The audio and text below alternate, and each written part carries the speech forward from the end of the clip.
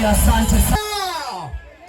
Basi nimepewa nafasi hii adimu sana ya kumshukuru Mungu kwa ajili ya watumishi wa Mungu walio hapa kwa Bahati, na kesho wako pale Sambarai, barabara ya Simu.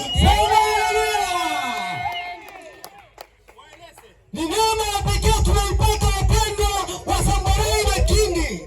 Huu uliotupa nafasi na kibali hiki cha kuendelea kupumua, naomba mpate mtumishi wako mafuta mabichi, asimamapo asionekane.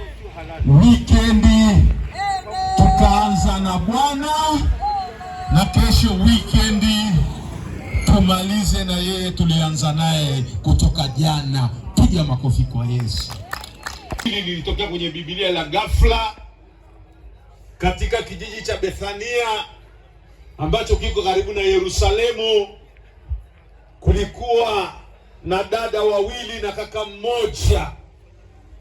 Huyo kaka alikuwa anaitwa Lazaro na dada zake walikuwa wanaitwa Martha na Mariamu.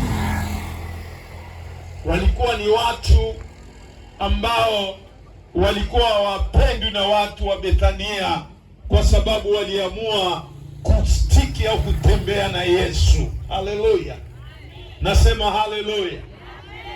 Unaweza ndugu yako akakuchukia kwa sababu ya jina la Yesu, si kwa sababu wewe haumsalimii au haumpi kitu chochote ale. Hapana, hili jina la Yesu linaleta chuki kali sana. Kwa hiyo katika kijiji cha Bethania, Mariamu na Martha na Lazaro walikuwa wamekatiwa umeme. Mwambie mwenzako umeme na katauti imetolewa. Wamekata umeme kabisa, yani mawasiliano, ukifiwa, ukipata shida, mtoto akiumwa hakuna. Kwa nini? Mmeamua kuunganisha mambo yenu na Yesu. Kwa hiyo katika kijiji cha Bethania, nyumba ya kina dada wawili waliookoka Martha wamekatiwa umeme, mawasiliano yote, msaada, dharura watajaza na Yesu wao. Haleluya. Bwana asifiwe. Sasa kama shetani anavyofanyaga, anavyovizia, shetani moyo, watu wameanza mambo mapya ya Yesu, wameacha pombe, wameacha ulevi, wameacha ukahaba. Mchungaji anawatembelea wiki hii, anawatia moyo, maana wokovu ni safari, na safari kuna kuanza na kuna kupata mwendo, yani momentum. Piga makofi kwa Yesu. Bwana asifiwe. Sasa ilikuwa ni wiki moja au wiki moja na nusu Yesu alikuwa hajawatembelea. Shetani akajua sasa anapiga bao. Haleluya. Shetani akamletea maumivu Lazaro, na alipoleta maumivu akasababisha kifo. Lazaro kaka yao ambaye ndio msimamizi mwanamume amekufa. Sasa yuko Martha na Mariamu. Wafanye nini wakina dada hawa?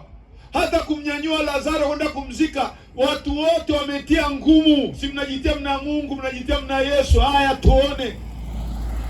Bwana asifiwe sana.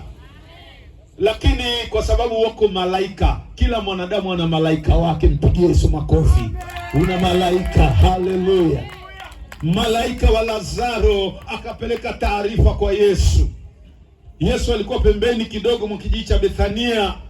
Taarifa zikamfikia Yesu, akasema hivi, kwa sababu mimi sikuwa Bethania na Bethania ni mbali kidogo na hapa, tuache siku 2-3 ili ule yale pamoja na ujeuri wa kukata umeme, ilibidi wamzike Lazaro taka wasipo. Timu ya Yesu, washambuliaji wakina Petro, wakina Yohana, wakina Bartholomeo na wana wawili wa Zebedayo wakaambia twendeni Bethania. Wakamwambia Bwana, Bethania ulitaka kupigwa na mawe juzi. Akawaambia sasa mchana siku 12, mtu akitembea mchana hawezi kujikwaa. Kwa Yesu. Siku zote wananipiga na mawe, nilikuwa nimeenda kimwili tu, lakini leo naenda mchana, utaona hakuna jiwe na mambo yote mawe yataachilia. Piga makofi kwa Yesu. Haleluya, haleluya. Bwana asifiwe sana. Yesu na timu yake wakaanza kuingia Betania.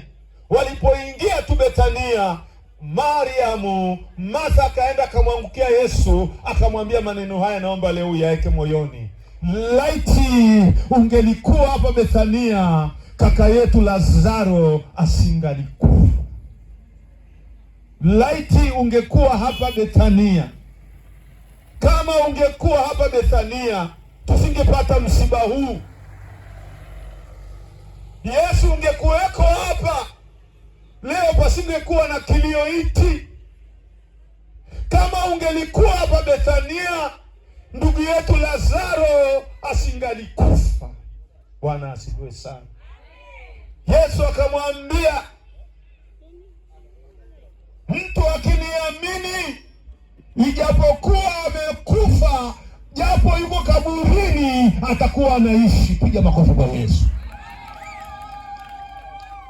Yaani hata mimi nikilala nikiwa na imani kwamba Yesu yuko ndani yangu, japo je mnaona nimelala, lakini mbingu zinaona niko hai. Piga makofi kwa Yesu. Bwana asifiwe sana. Kwa hiyo Yesu akamwambia Martha, mimi ndio huo uzima na huo ufufuo.